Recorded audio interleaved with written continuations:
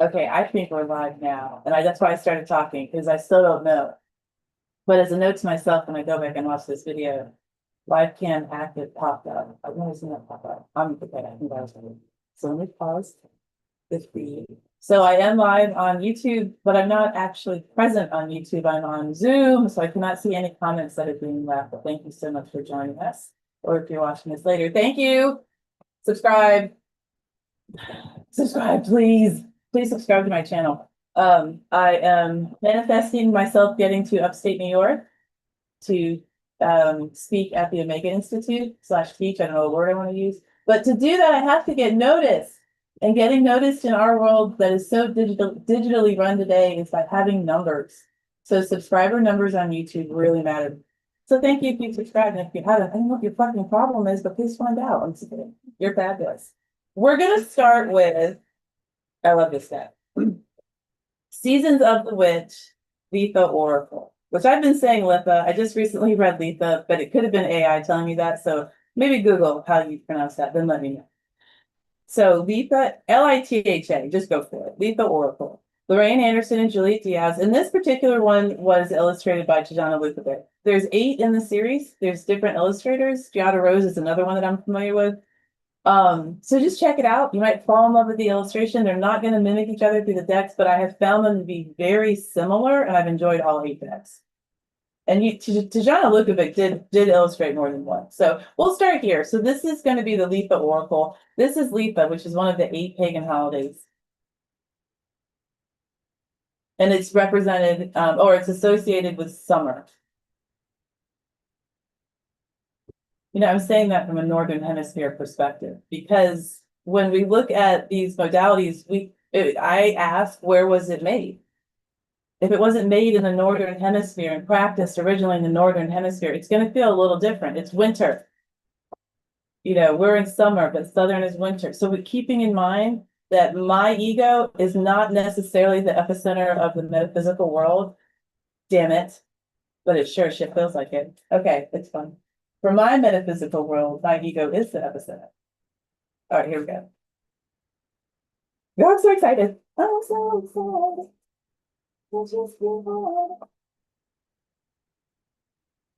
All right, we got hurt my herb crafting. Is she quilting with flowers? I think she's drying a lot of flowers, but she's laying them out first. I don't dry flowers. I'm sure that there's absolutely different types of methods. You can press them in books or hang them from walls, barn rafters. Herb crafting, card 17. In my mind, I immediately go 1 + 7 is 8. And in the major arcana of tarot, key 8 is strength. So herb crafting also carries the idea of internal strength. On the card itself, it says, allow your roots to dive into the depths. Your spirit calls for grounding. I love this. So she's taking on a hobby. I've definitely noticed a difference between me journaling or reading cards than watching TV, depending on what I'm watching. Playing a video game, very different. So depending on what I'm doing, I'm helping different systems within myself. Like if I want to watch a really violent action movie, which is fun, that's going to satisfy, like, I don't know, curiosity and adventure, but I'm not satisfying complacency or stasis. So she's crafting with strength on her side, and the words on the card, allow your roots to dive into the depths. Your spirit calls for grounding. If I'm going to consider the inside, me, right? This is kind of like a silly thought, but a real thought. Like inside my mind, I can imagine a television, but I don't actually have a TV in my mind. Okay, just let me go with this. So if I go into my depths, there is no watching TV. There is no paper or parchment or pen. There's just my mind and the ways that I can communicate with myself with my mind or my body or my spirit. But in those depths, we don't have our digital world. Big difference here. Allow your roots to dive into the depths. Your spirit calls for grounding. And I don't think your spirit is calling for Oprah. Or we can go really far back. What was that guy? I can't remember his name. Never mind. All right. So let's go to the book. Oh, let me show you the card too. It's really pretty. See all those different flowers? At first I thought she was making a quilt. I think she's just really organized. Is that a Virgo thing? I don't know what astrology. So one of those signs is like crazy organized. Like I don't know if was definitely not me. All right, herb crafting. I can have my glasses on my head and be like, where did I put my glasses?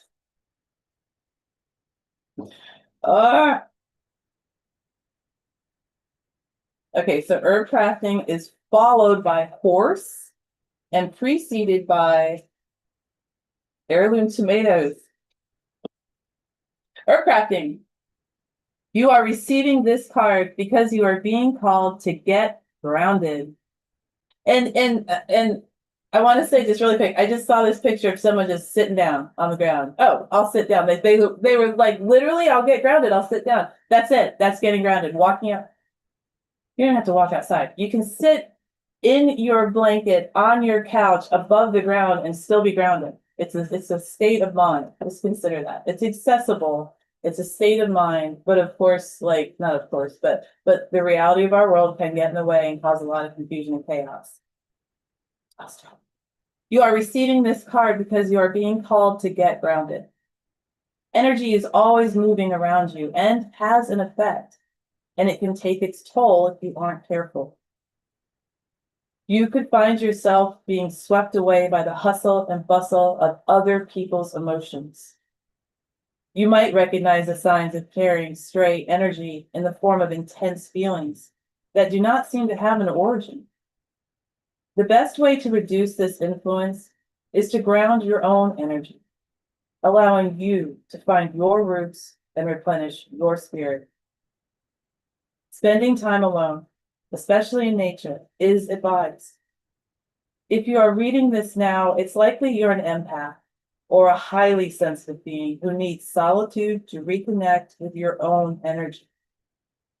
Being an empath is a wonderful gift, but like all things, must be exercised in moderation because you're not just picking up energy from others, they are also taking energy from you.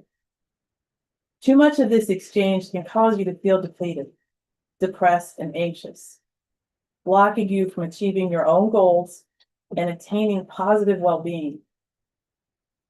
Additionally, pulling this card means you are not ready to receive the answer to your question.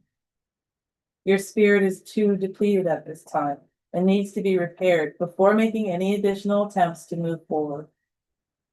Consider working with herbs to get more balance. So I just want to add, like my personality immediately, when someone tells me I can't or I don't have, I'm like, boom, talk to the hand. Yes, I can. Yes, I have. So it's very difficult for me sometimes when I'm reading these cards to not get defensive, but it's not, it's a card that is meant, it has to be enough of a message, but also generalized so that enough people can kind of attach to it. So take what works for you. And if it doesn't work, just kick it to the curb, man. It's just not even for you. Don't worry about it. Okay. So we do have a grounding practice. Grounding can be done in many ways, yet is often left out of people's practices. You should consistently ground, preferably daily, and especially when working with magical workings, spiritual practices, and so on. This grounding practice is simple and effective. While standing or sitting, raise both your arms to the sky with your pointer fingers out. That's the finger next to your thumb. Wait, is that right? Oh, I don't remember if it is. Never mind, don't listen to me. That's your index, isn't it? Never mind. Keep them up. Keep those fingers pointing. Imagine your fingers illuminating with a brown light, almost like dirt. Trace this light around you by bringing your arms back down, circling from the top to the sides and then to the bottom, fingers still pointed. Once your fingers are pointing down, shoot the light into the earth. Travel with it as far down as you can and find a place to tie the light like a bow or shoelace. Then slowly take a few slow, deep breaths. Feel the pull coming in from the core of the earth. Release any tension stress, fear, and worries into this thread of light, giving it to the earth. Make sure to thank the earth and carry on with your day. I like that one. I like that one a lot. I've heard a lot of different grounding practices. I really like that one. Oh, I also like that statement. Most people don't. And I'm like, how do you know most people don't? I'd like have a daily practice or whatever. I get really like defensive on some stuff. Oh. Okay, it's all good. All right, so that was our Letha card. So we did have card 17. Oh, what the hell? So Bree just popped into my head, my friend Bree. So 17 is actually a major arcana card in itself. I always add and reduce. It's constant. It's a constant habit. So we do have strength. That's there. It's there. Just like a hug. So, but 17 is also a major arcana card. It comes after 6. Okay, I've never done the numbers, right? So it comes after 16, which is the Tower. So it's a really important moment in the tarot. Shit just went sideways. But it's okay because now we're sitting in 17 and we're going to have the power of the moon. No, we're not. We're going to have the power of the star with us.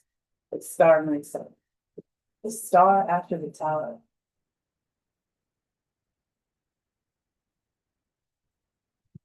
What? Okay, you don't need a deck of if you know the cards or have access to their meanings, you can look at them just like that. Look at the card that came before the card you're looking at. This is how that card got there. Every card that precedes that card is how that card got there. And every card offers its own characteristics to the Fool as it travels through each card. The Fool's journey, the major arcana. It's really interesting. All right, let's see what we have. Yeah. If you're familiar with Joseph Campbell, you might remember the hero's journey, which is the human experience, which interestingly, and I'm not going to go there. All right, so excuse me, The Blind Spot by Teal Swan. I'm excited. Oh, something that struck me is so crazy. So, like, let me show you. Let me get a card up. These are the cards that I made. They're so pretty. Let me get like a really colorful one. Okay, this is really colorful. So you see how like metallic and colorful. There's some glitter in there. Okay, but then this paper is, you can see how it's like rough edge, hand press kind of thing.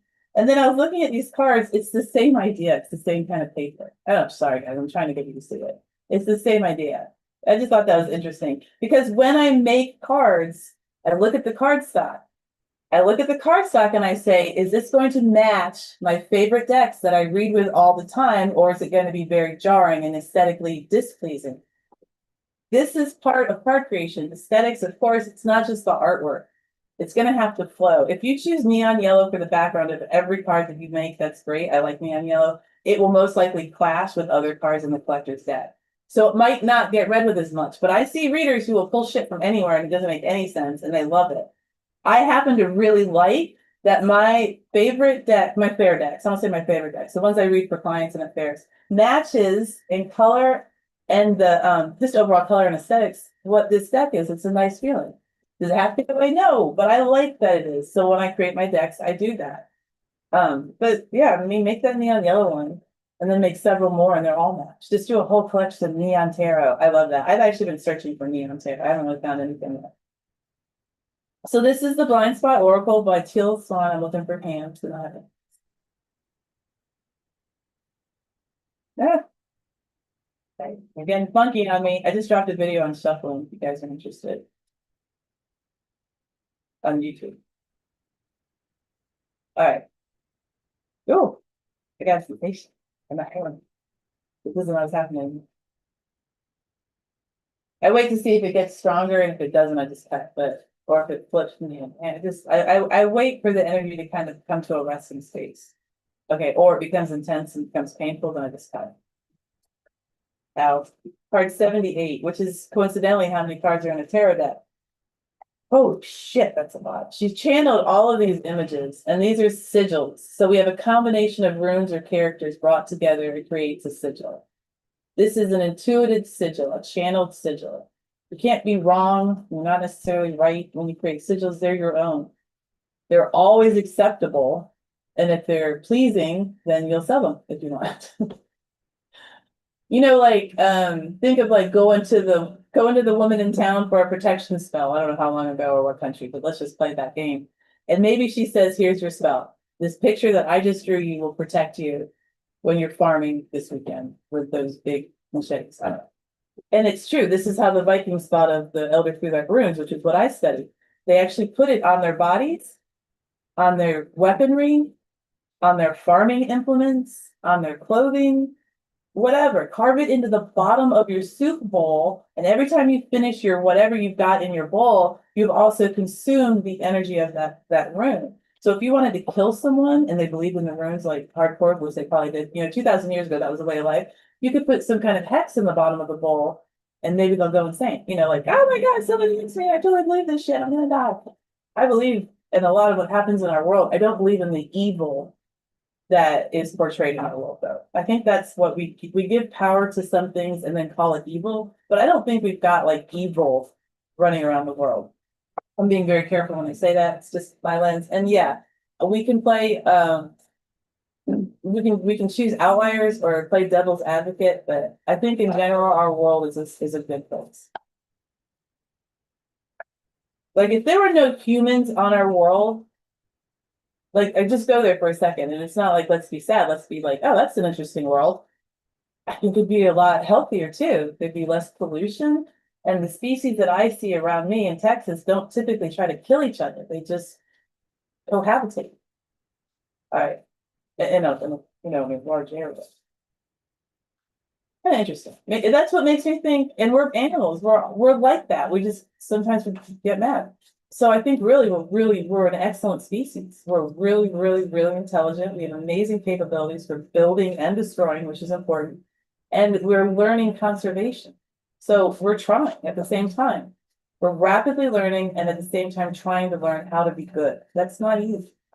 All right, let's see what rune card we got. Oh, I had already pulled one. I did. Why was that? God, Jesus. All right, we got a new one.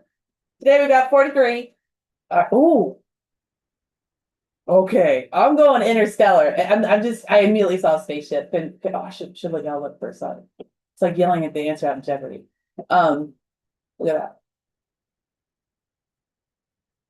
That's a lot of circles. I don't like circles. I recently read that humans like circles. That's as far as I got in the article, but that's what they said.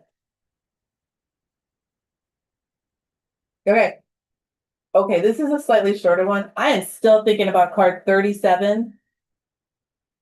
And that I pulled, the very first card I pulled out of here. I'm gonna drop a video on that card because it was good. All right, card 43. On the card itself, we have the sigil, the connect the combination of characters. And then we have the number. And then we go to the guidebook and we have 43 and the addition of assumptions. So this, she is saying, has to do with assumptions, which is like me blurting out, spaceship, I'm assuming. All right.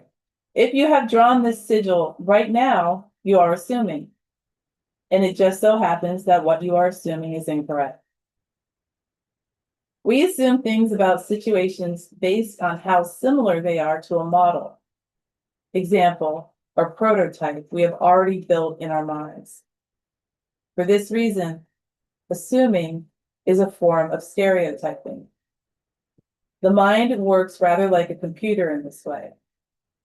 For example, if you meet a nice person from a particular country, you will be prone to assume that everyone from that country is nice as well. Or if you were abandoned by your father, you will be prone to assume that all men will abandon you. If we have a poor self-concept and someone starts to act distant, we will assume it is because they feel negatively about us in some way. To assume is to take something for granted or to suppose something is true without having any proof other than our comparison to a pre-existing model. Because we tend to project our own sense of reality onto other people, we also tend to assume things about other people without even talking to them to confirm whether we are right or wrong.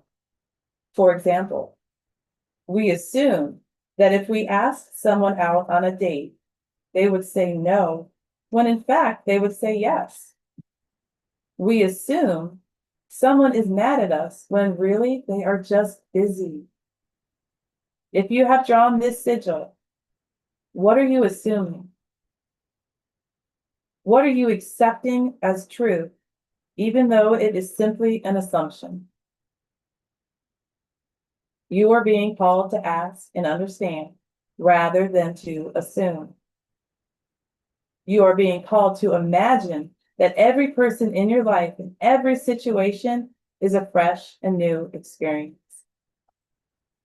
That's really freaking hard. I love this deck. It makes me feel like the potential of me being a fabulous person is right here in front of me. I mean, I'm pretty much there, but it makes me feel good about myself. I see a hand. Go ahead. That reminds me of an old saying, which is, when you assume, you make an ass of you and me. I know that one. I remember that one. I used to get it wrong when I was a kid and I'd say it. I'd get it backwards, I don't remember, but I think of that because I assume a lot of shit. And I don't even know I'm assuming, I mean it. I don't know I'm assuming some stuff. Like, where does that even come from? And usually it's about me. And it's a lot of times it's a self-sabotage. Oh, you're not gonna get that.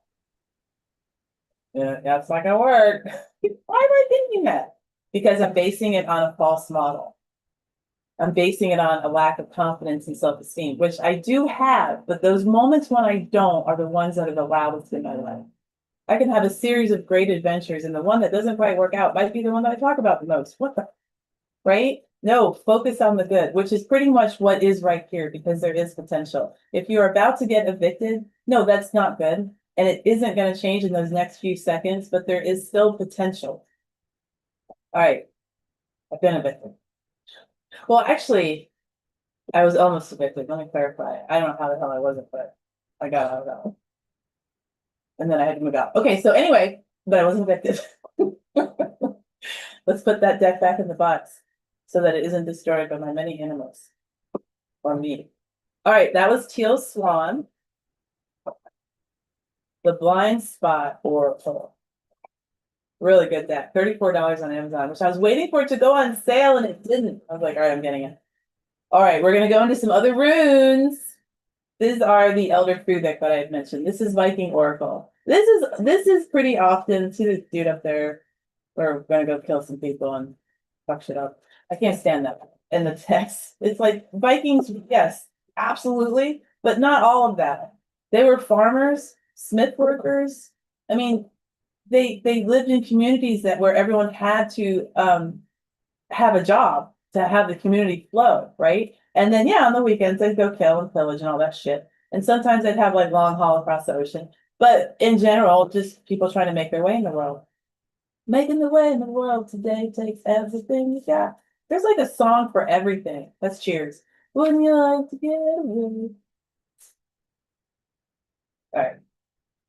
I still got the damn song in my head. Can't get it out. The Ansus is divine communication. I would warrant that could be singing as well. So let's see if we get Ansus. Ansus. However I say it, put this, what's that called? Put the emphasis on the first syllable. Ansus. That's some kind of, but I have to say it like that so I can hear it. Ansus. Oh, I hope we get it. I'm gonna feel like a badass. Oh, I do want to mention, just really quick, and then I promise I'll keep shuffling. AGT, I'm watching this for like one of the first times in my life. My husband likes it. AGT last night, they had on these two people and they said they were mentalists. Y'all, I don't know. But if you can find that clip on YouTube, it just came out last night. I am blown away. And I'm also seriously questioning a lot of the shit that I learn about in metaphysical rooms because what they did last night did not compute. I am super excited. And I get it. Okay, maybe there was like a little bit of I don't want to say trickery magic, but it was astonishing to watch. She was an exceptional human being, regardless of how she received the information. All right, so we're still talking about Ansus. Ansus. Yeah, they're so sticky. One more time. Should we cut it? Getting like nothing. Can't feel anything. All right. Two cards. What is that? That's not a rune. Okay, well, Yara is the one below that, which means year cycle. Think of it like harvesting your crops. Tomatoes get pulled, grown and pulled once a year. Anyway, it's not the rune we're reading. I don't know what the void is. Let's go there because there's 24 runes and this is the 25th card.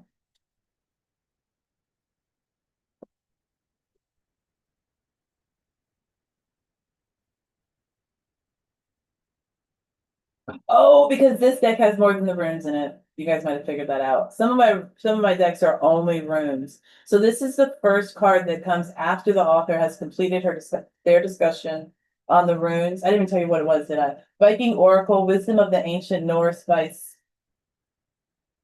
Stacy DeMarco. All right, so I've got the Void, and it looks just kind of like churning ether. Oh, look at the paper! Look at the fake paper. It looks like what I did my cards on, the brown. Huh. All right, the Void. Possibility. Still undecided by the gods. Things in flux. A little mystery is a positive thing. Knowing that we don't know is a great place from which to begin to learn.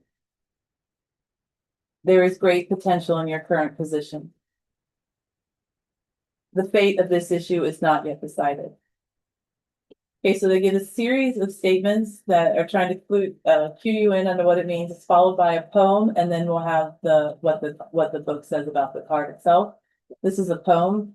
The fallow field, the burial mound after all have gone, the slate after the wind, the broom after work, the midnight sun, the clear wind, the empty seed pot, the snow as it falls upon itself. I am the void. The void represented as a blank stone or piece of wood was included to remind us that sometimes not knowing is the best way forward. Whilst not part of the elder Futhark, it grew to be a part of the metaphysical and divinatory processes. But the void does not mean absolute emptiness. Rather, it suggests that fate has not yet decided about the subject presented. It may also mean that the way is completely open to our own will and creative force. Yes, it says, the way is open and it is all up to you. This may be both a welcome message and a daunting. Consider a fallow field. It breathes and rests, yes, but it does not truly empty. It is full of the good earth, waiting for the seeds to be laid within it. It is waiting to support new growth, to create. Like the fallow field, the void too looks empty, but it is in fact full of possibility and choice. I love that. I like this deck. I like this deck a lot. The void comes after the final. So the final card is like the world in tarot. Well, it could be Dagas or Othala, but it has this kind of like a fruition aspect. But then you get to the void. Birth and death. There's a void after death, assumedly, right? A liminal space. In Catholicism, old days, they taught purgatory. That space between heaven and hell. I don't know. I know there's more out there after we die because I talk to dead people, but I should fucking ask them. Why have I never thought of that? Okay, I'm doing that next. Why have I never thought of it? I'm not joking. Why have I never thought of that? Is that weird? It seems really obvious to me. Okay, we're good. Now I thought of it. That's what fucking matters. Look at this fallow field. All right, 8:32. 8, 7, 4, 13, 13. It's that, if my math is right. See, I love adding numbers, but my math is horrible. All right, so we have, I do want to do this. So we've had Healing the Inner Child in our rotation for quite a while. because we just read with the Teal Swan deck, and I feel like I have got a lot of shit in my psyche and I don't know how to get rid of it. We're not going to go there. All right, so we're going to go to Anatomy of a Witch Oracle. Cards for the Mind, Body, and Spirit by Laura Tempest Zakharoff, author of Weave the Liminal. I've seen this lady's name a lot. And someone I know actually had her as a guest speaker in their room. And I was like, that's so badass. That's so cool. Maybe I should reach out to famous people and see if they say yes. All right. Oh, okay. So it mimics, okay, I think I chose well. It mimics the color of the cards. Oh, I should use the, look at, they look good together. I could do that. Excellent deck. All right, let's do this. I like to use tarot. Oracle for me is a fun way to anchor into the reading. You drop your anchor, right? You're in a boat, right? Well, not like you're not literally, but if you're in a boat, or picture yourself in one, you drop an anchor and it slowly descends to the depth of the water to rest on the ocean or lake floor. Well, that descending is also an important aspect to how you are going to anchor into your reading. So we can pull a single oracle card, and this one is excellent. If you want a single word, it's open to a lot of interpretation. Sorry, guys, I'm trying to get close. There are also cards that don't have any words, very open to interpretation, a simple image. You lay that down there. Maybe you're like, let's get two more. Then you start pulling your tarot if you want. You let the pictures kind of guide you. You don't have to have the exact meaning. The guidebook is a suggestion. It's awesome. I definitely want to read it, but no, it's not going to absolutely dictate what I'm going to say. Right now it is because I'm going straight to the guidebook, but in readings, you can flow from all your decks. Whatever helps you. Did I actually pull this card? Or did I just make it an example? Well, we're going to shuffle it. All right. So however you want, there's no wrong. There's no wrong. Just saw someone reading cards and then occasionally just flipping one over there. Fuck that one, just keep reading. There's no wrong. I'd probably watch someone read like that. I'd be real upset because I'd be like, are you gonna put that deck back together? Are you just gonna leave that card behind the couch? Which brings us to deck cleansing. Watch my videos, they'll be out. I'll drop them on deck cleansing because that's actually important.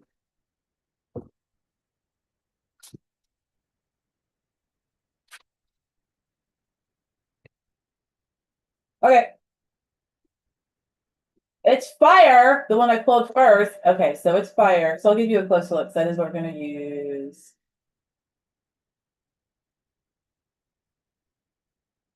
Those are matches around the heart. Oh, that is intense. That is really intense. That is really intense. And because I already mentioned it, I'm going to go to my deck. And they're okay. So when you choose your card stock, I chose really bendy, very awkward. So I'm gently going through. Oh, good. So when you choose your card stock, how do you want to shuffle it? Think of that GSM way. How do you want to shuffle it? I think it's GSM. So when I have really flimsy cards, I just put them in between my fingers in the best way possible, just to kind of separate them out. Sometimes I'll put them down on the table, random. I'm not even really looking. I know I'm looking at my hand, so I don't know what cards were. So when I put them on the table like this, and then I'm just gonna start collecting them. I kind of feel like I open my eyes real quick, get an idea of where the cards were, start picking them back up. Do it however you want. Now some of these are going to be in reverse now. I don't read reversals, so I'm okay with that. Okay, I got them. All right, so I'm also just gonna cut it. Now, if my finger goes across the card and it's like zing, I'll be like, oh, maybe I should pick that card. I seriously, when I make my index, I seriously question if I'm feeling anything. I'm not feeling anything from this card, so we're gonna go with it. Oh, that's momentum. So my card momentum with fire. Okay. And momentum in part is like, we already have that movement going. The momentum has started, but in like kinetic energy, it doesn't ever actually stop. We see this in the Wheel of Fate, key 10. We see this in the Chariot, key 7. It's the idea that we're not relegating our life to the pace we live it. It's to the experiences that we have. And momentum helps carry us through those experiences. It also is a proclaimer of light. We have momentum, whether or not we see it, we have momentum. We breathe in and out. We are in a state of momentum with our breath. Well, as long as we're living with breath. And we can actually have that artificially induced. We can have machines breathe for us. Momentum, artificially induced momentum, making it very real and possible. We couple this with fire. So let's go to the book. 'Cause I have no freaking clue. The element of fire, but I want to go to the book because I feel good with momentum. Let's go to the book and see how the author says it.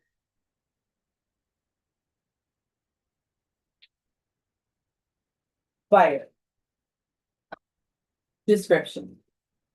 A sacred heart of fire burns brightly before us, edged in matches that may be about to erupt into flames, or perhaps have already burned. The heart is not scorched from the heat, at least not yet. Consider. The heart is a combustible engine, driving our bodies as well as fanning the flames of inspiration. That fire can be doused with water, smothered with earth, or suffocated by a lack of air. We must be the guardians of our own fire, tending to our internal flame to keep us in motion. Keep us in motion. It is important to find a balance between prioritizing our needs and wants and supporting those around us. This card can also refer to someone who is an Aries, Leo, or Sagittarius, because those are fire signs. Having a heart of fire can indicate someone who is passionate, all-consuming, inspiring, explosive, temperamental, or alluring. Keywords: passion, ignite, provocative. So almost all my decks are in the upright. If this has been drawn in reverse, we would read, working with fire requires developing an understanding that is grounded in respect. Fire can be difficult to ignite, yet also very hard to control and extinguish. When you go to light a flame, center yourself, breathe, and focus on your goal. Show the same level of care when it is time to snuff out the fire. Ooh, I like that. I like that. Okay, so I don't actually have a further reading on both cards, but I'm really happy to have said it, keep the flame to keep us in motion. It says tending to our internal flame to keep us in motion, which momentum. So I'm happy to find that connection. Ooh, I'm really happy I read that. I was like really nervous, even though it's my own deck. It's like, yeah. All right. Harder to read my own stuff than someone else's, even though I freaking made it. I don't understand that. All right, so I'm gonna say she has another deck, but I can't remember. But that was Laura Tempest Sakharov. Oops. Don't see that. And I want to check the time. So I have. Oh, no, forgot my card. Fire card got left out. So like a card got left on my deck. So I was cleaning my room and I was like, oh, I got odd cards. And it was bad. I've had odd cards for a while because my pig like destroyed a lot of my decks a few years ago, but I didn't want to get rid of all of the odd cards. I recently, a few months ago, heard about magpie readers and they're readers who take odd cards to create the deck, to create a full deck. Create a full deck. So I thought that was really interesting. I'm gonna put this over here because we're not gonna read with that on Monday. And I have time for maybe two more. This is the Tree Magic Oracle deck. So my friend Bree and I like to shop at Ollie's. And this is from Ollie's. So I have noticed that this publishing house, CICO, they have quite a few of their decks. And I have noticed, not all, but this particular publishing house likes to use this style box. It's not the same author, so I don't know why, but I like it. I think it's fun. It doesn't seem to really be a difference in, like, some decks don't stay closed. I have a deck that does not stay closed. It drives me insane. This one seems to be okay. Jillian Kemp. She's a best-selling author and clairvoyant. I don't usually see a bio on the author on the book. So it looks like she has also illustrated these cards. I don't see anyone mentioned as an illustrator, but I have had to search for the illustrator before because I do have decks where the illustrator is not given credit on the cover. Don't quite get that. So this is the Tree Magic Oracle Guidebook, Jillian Kemp. It's cute. Let me just show you an example card. This is the almond tree. It's really sweet. if you're like, I don't want everyone to see my deck, so I like reading. This is a tree deck. And there's trees right there. They're real. Okay, so you can get a tree deck, it's fine. All right.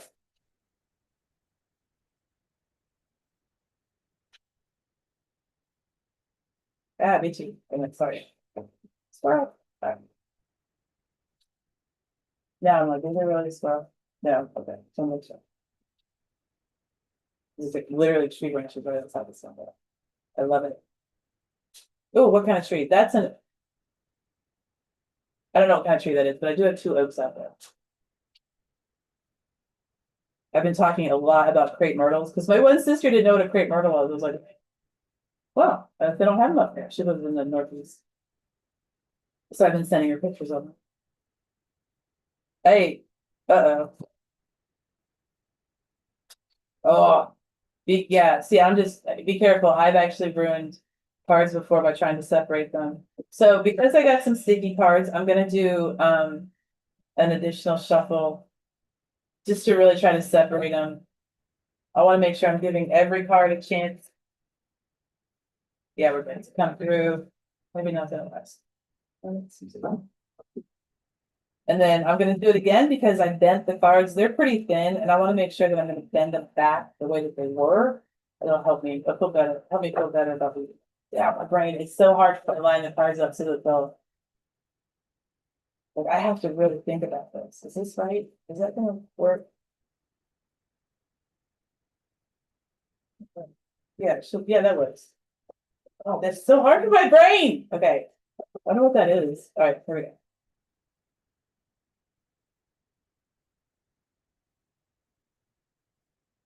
So you can shuffle however you want. There's no right or wrong way to shuffle. Do what you want. And if you don't mind cards sticking together, that's fine. You will not get that card because it's stuck to another. But if you feel like this is what the deck wants me to do it. Or if you're like, I want to do it like that, I want to see what it feels like. I want to experience reading with this deck and knowing I don't have the ability to get to all these cards. I want to read that way. I want to feel what it feels like. Do it. Do whatever you want. Enjoy watching.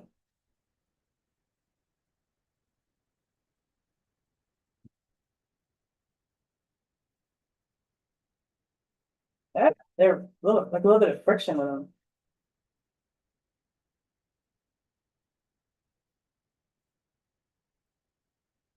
Yeah, they're a little sticky. Ooh, that's pretty. And it's maybe snow, I guess, because it's, yeah, snow. I'm not sure. It's called the baobab tree. Resourcefulness is the key word.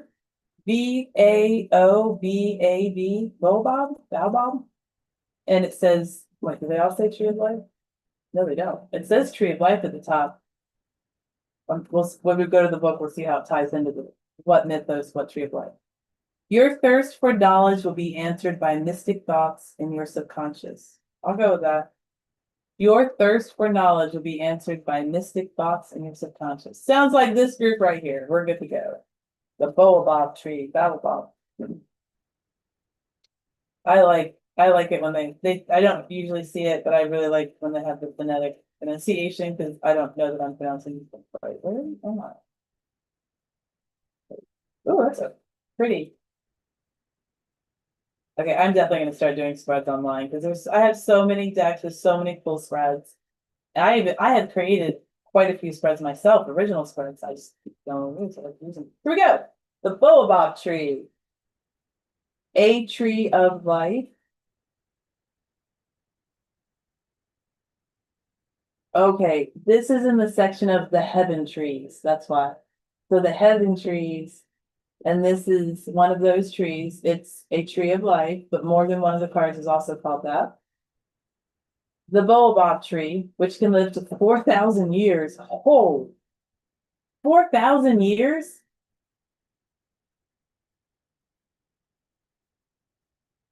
Yeah, that's a long time. Reveals that you have tapped into a well that will never run dry.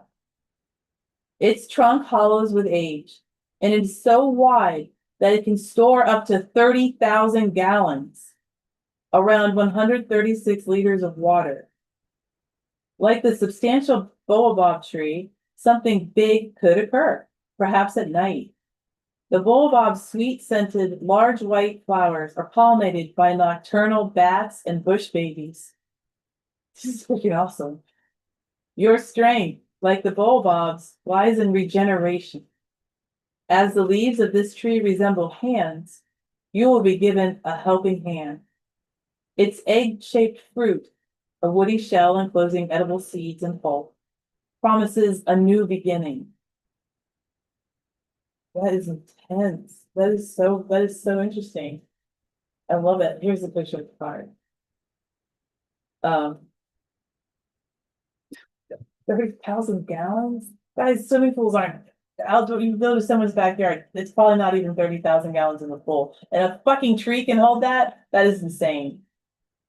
That is insane. 30,000 gallons is a big pool. Man, I'm so impressed by that. Why am I complaining about anything in life? Oh my God, that is so impressive. I wonder what they look like. Like, really, I might go look at the video. All right. YouTube. All right, let's see. What am I at? 8:48. I should probably stop. I'm gonna go for one more because it was right there, and it's the Celtic Tree Oracle. So we're gonna go with our trees. Now, the Celtic Tree Oracle is the oh, we're just gonna get to it. All right, this is by Charlene Hidalgo or Hidalgo. Say the name. All right, this is the Celtic Tree Oracle. Celtic Tree Oracle is based on ancient Celtic wisdom, which revered trees as living spiritual beings, keepers of sacred knowledge that can help us survive and thrive on Earth. All right, let's see what card we got. We got Tin Holly the other day when we read. When was that? We don't report on Thursdays. If you come on Thursdays, we do individual reads. It's fun. But when did we do that? Tuesday? Yeah, Tuesday. Tuesday we had Tin Holly. Let's see what we get today. All right, they're a little sticky. Like there's almost like friction. I don't mean like there's syrup on the cards, but like there's friction on the cards. There's a word you can tell where someone lives. Syrup. How do y'all say that? Syrup. Syrup. Oh, what other words are like that? I would have said y'all when I was growing up, but I mean I'm hearing people in California. I think y'all is just a US term, or outside of that, I think it's an everybody term.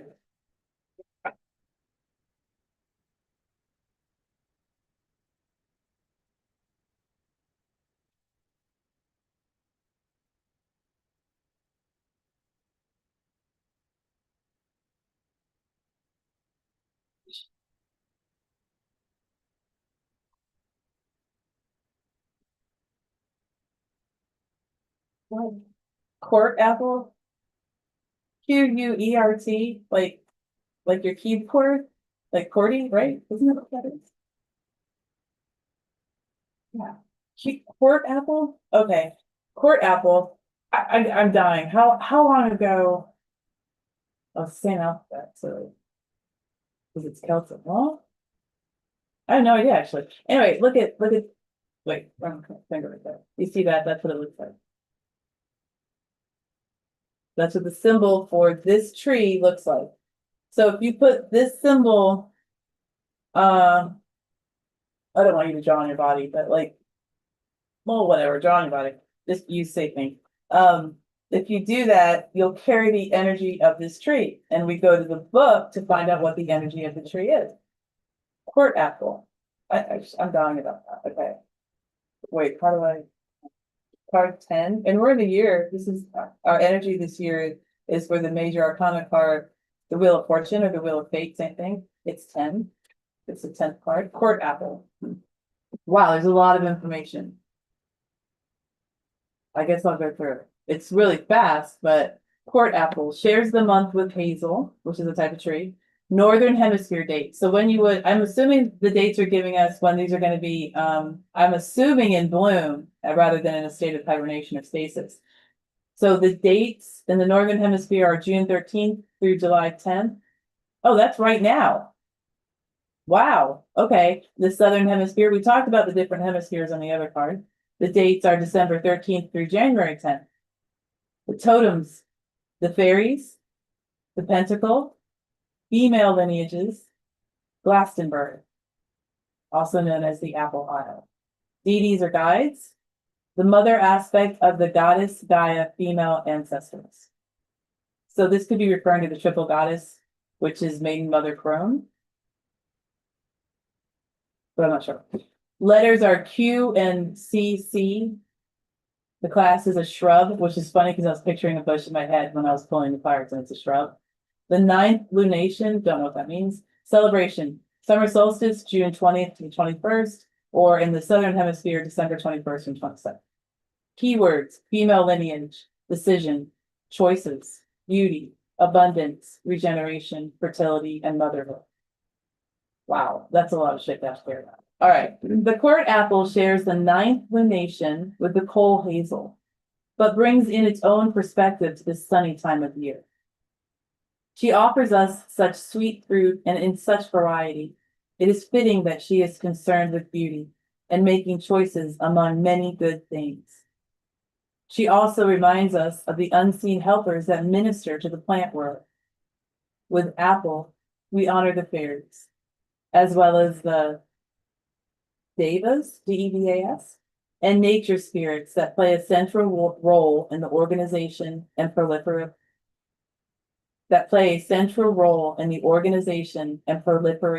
of plant life on our planet. Apple represents the mother aspect of the goddess, which is Maiden Mother Crone. Our connection to our female lineages. And guys, in our day and age, in 2026, like, I just want to say, like, however you feel about yourself in the moment you hear this message is you. So I don't want to say that we feel masculine or we feel feminine. It's not that easy. But it's like, if you're just hearing this card and you're like, I'm a guy, I totally identify, but this means everything. I'm not saying you're really a woman, but you have female lineage in your life. You were born of a womb, you have a mother, regardless of what part she played in your life. You have an aunt, a grandmother. Down from the time that your family began, you have women that brought you to this stage. Without even knowing their name, you can pay them homage. Apple represents the mother aspect of the goddess, our connection to our female lineages and to our ancestral homelands. Glastonbury is sacred to this tree, as is the symbol of the pentacle, which can be seen at the core of an apple that has been sliced horizontally. The Ogham for this tree is court, and the letters Q and CC. The Ogham oracle, this is an Ogham oracle, O-G-H-A-M. I don't know what it means when it says the Ogham for this tree. It's court. I'm still learning this. As in I haven't actually started learning it, but I'm gleaning information as I go. It's really fun. Okay. Oof. Let me look at this one. I thought there was only a little bit of info as well. Court apple in a reading. Abundance is associated with this card. Therefore, you are granted many boons and blessings. You are reminded to be grateful and to count those blessings. Appreciation is in order. Look to the paradise that you live in and do what you can to protect her. Give your gratitude to the unseen helpers of nature. Perhaps you can leave a corner of your yard or garden wild so that nature spirits have a safe place to dwell. Apple invites you to rest and heal from strife, illness, fatigue, or injury. You are granted the unconditional love of the Great Mother. When you get this card in a reading, you may also be offered a choice between two equally beautiful things. It is not an easy choice to make. It may be time to place your attention on one thing at the expense of other choices. If so, home in on your talents, choose, and enjoy the sweetness of the apple that you pick. Appreciate your choice, own it. Apple also connects you to your homelands. Is it time to make a spiritual pilgrimage? If this is not possible, you can study the ancient spirituality of these places and find out more about your own lineage. Immerse yourself in some study of ancient wisdom. It offers a reverse meaning, which because of time, I'm going to go ahead and just skip, and a final message from the card.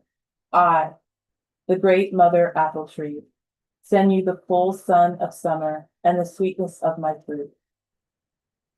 Notice that there are many kinds of apples to choose from. As a species, I represent variety. Your species is the same. Each of you is a unique and wonderful gift from the universe. I represent beauty and choice. I represent the goddess in all her manifestations. Think of healing when you focus on me. Think of magic and the unseen fairies and devas of the nature kingdom, who secretly go about their work of caring for the flora on the planet. Think of the realms of imagination and myth, where dragons and unicorns still live. Take a moment to close your eyes and remember the innocence of childhood and the awe of mystery. Take a day off from worries and concerns. Travel to Glastonbury in your mind's eye and have a conversation with the goddess.